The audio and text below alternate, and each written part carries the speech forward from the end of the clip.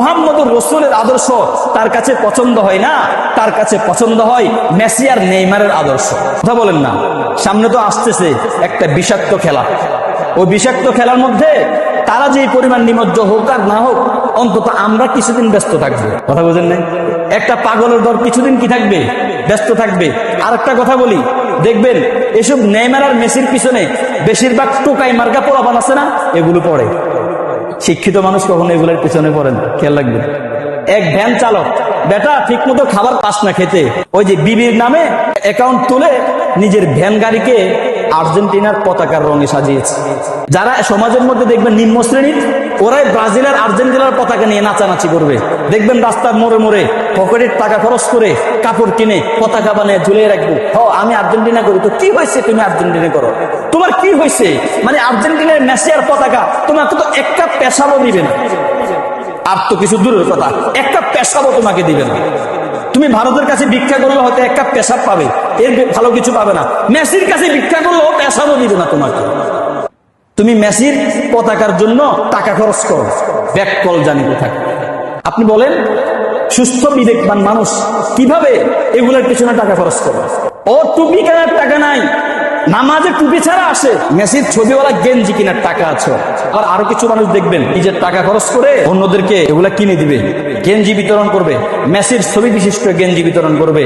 এই দুই রাষ্ট্র হচ্ছে মুসলমানদের বিরুদ্ধে লড়নেওয়ালা ইসরায়েলের ঠিকাদার, ইসরায়েলের সহযোগী। ওরা আফগান যুদ্ধে আমেরিকাকে সহায়তা করেছে, তখন ফিলিস্তিনের মধ্যে ইসরায়েল হামলা করে ইসরায়েলকে তারা সাপোর্ট করেছে। তিনজন ডাকাতি করতে গিয়েছে, ডাকাতি ধরা পড়েছে। একজনের গায়ের মধ্যে সম্ভবত ব্রাজিলের গেঞ্জি ছিল। তো যখন পুলিশ তাদেরকে গ্রেপ্তার করেছে, থানায় উঠাবে, তখন সবাই তো ছবি উঠাতেছে, সাংবাদিকরা আসছে। সে কি করছে?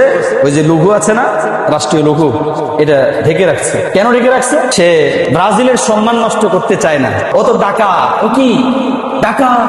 ডাকাত তো সে নিজের পরিবারের শত্রু, সে রাষ্ট্রীয় শত্রু, মানবতার শত্রু। কথা বলেন না?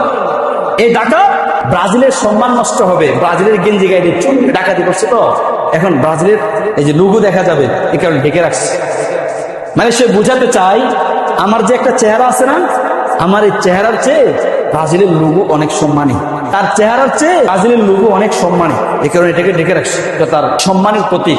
এই শ্রেণীর মানুষ যারা, ওরাই এগুলা পড়বে। আল্লাহর রাস্তায় পায়ে হাত দিয়ে বলুন, এটা আপনার পতাকা না, আপনি আপনার পতাকা উড্ডীন করুন।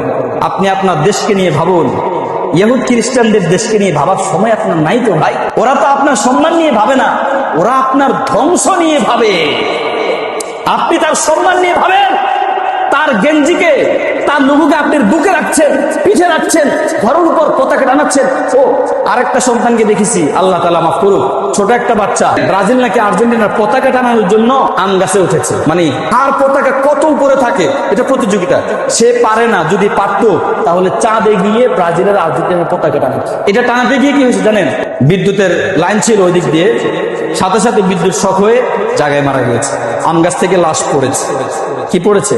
এরকম ইতিহাস কি এবছর নতুন না, আরো ঘটেছে, আরো ঘটেছে। নিজের সন্তানদেরকে হেফাজত করেন, নিজের সন্তানদেরকে পোশাক চিনান। বেটা, কোন পোশাকে তোর সম্মান আর কোন পোশাকে তোর অসম্মান, এটা তো অন্তত বুঝ। এই বুঝার যোগ্যতাও বুঝে এখনো হলো না। হবে কিভাবে?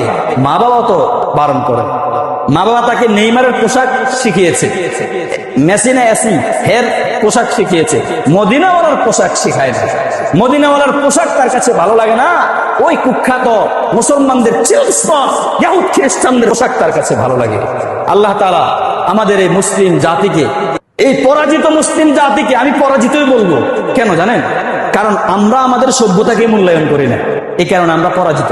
আমরা নিজের কাছেই পরাজিত। কথা বলেন না? আমাদেরকে পরাজিত করার জন্য অন্য কোনো সভ্যতা আসা লাগবে না।